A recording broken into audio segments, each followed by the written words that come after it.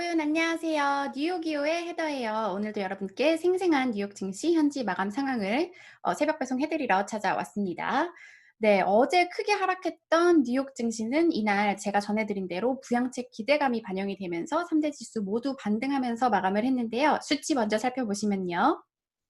다우 지수는 0.4% 올랐고 S&P 0.47%, 나스닥 0.33% 상승했습니다. 아직 부양책 결과가 발표가 되지는 않았지만 이 낸시 펠로시 의장과 또 백악관 측이 진전이 나타나고 있다 이렇게 말을 하면서 계속해서 부양책에 대한 기대감이 조금 그래도 높아지고 있는 상황인데요. 하지만 이제 전문가들 사이에서는 말이 엇갈리고 있고요. 일부 전문가들은 지금 어차피 상원에서 반대할 거기 때문에 부양책은 통과되지 않을 것이다. 이런 의견도 있고 지금 어떠한 종류의 작은 부양책이라도 뭔가는 그래서 나올 것이다. 이런 의견들이 좀 엇갈리고 있는 그런 모습입니다.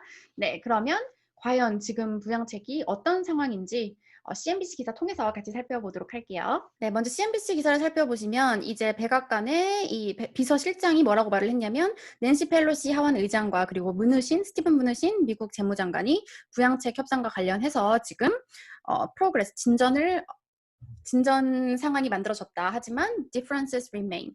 그 다른 점은 여전히 유지되고 있다. 이렇게 말을 했다고 해요. 일단 이날 펠로시 의장이 또 블룸버그 TV와의 인터뷰에서 이렇게 말을 했는데요. 뭐라고 말을 했냐면 이제 오늘이 끝나기 전에 백악관과 민주당에 최고의 오퍼를 제공할 것을 요청했다. 그리고 이제 우리가 협상 막단계의 핵심 차이점에 대해서 논의를 할 수 있도록 최고의 오퍼를 하도록 논의를 했다. 이렇게 말을 했고요. 그리고 아직 차이점이 많지만 그래도 여전히 좀 낙관적이다 이런 말을 하면서 이날 증시를 끌어올렸습니다.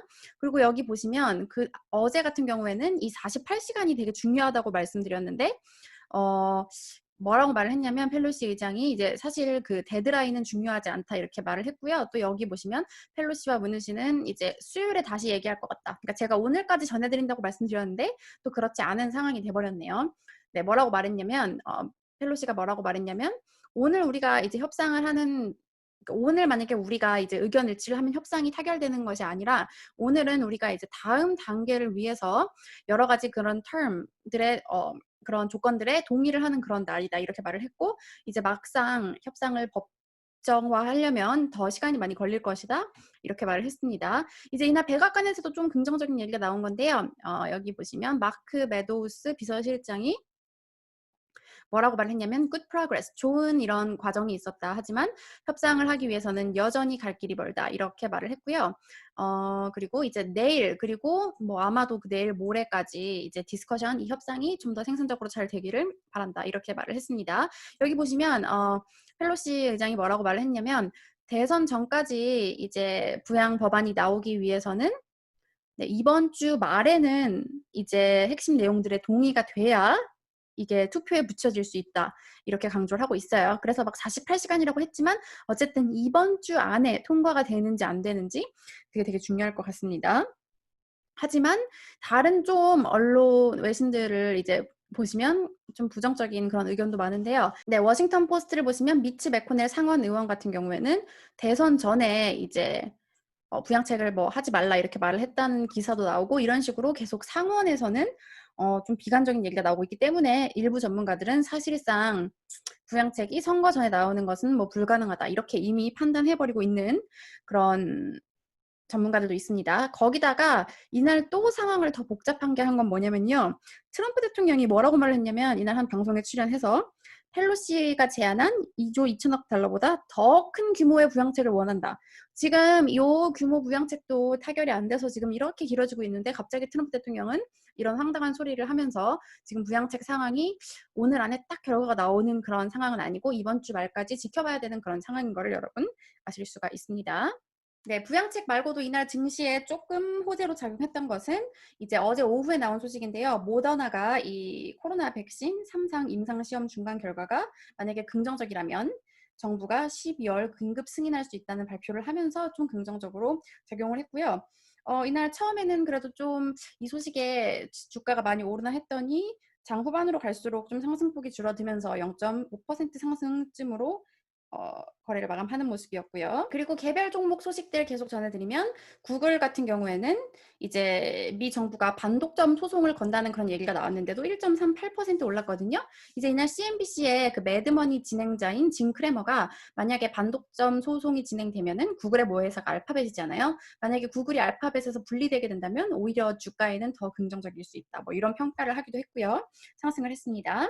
그리고 골드만삭스 같은 경우에는 그동안 계속 이어졌던 말레이시아 스캔들 관련 이것과 관련해서 이제 벌금을 내는 걸로 미국 정부랑 합의를 하고 이제 합의가 됐다는 소식에 1.14% 올랐고요.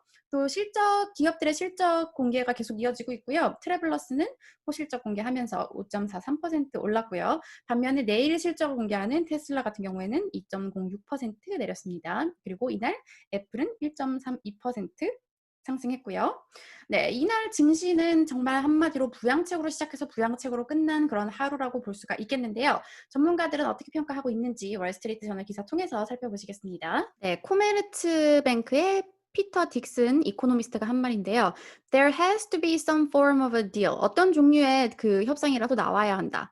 The most likely outcome is that they will have to do something. 가장 이제 가능성이 큰 결과는 무엇이라도 해야 된다는 것이다. 그러니까 어떤 종류의 협상이라도 나와야 된다는 것이다. 자, 지금 코비드 상황을 고려할 때 그리고 경제는 지지가 필요하고 시장도 가이던스가 필요하다.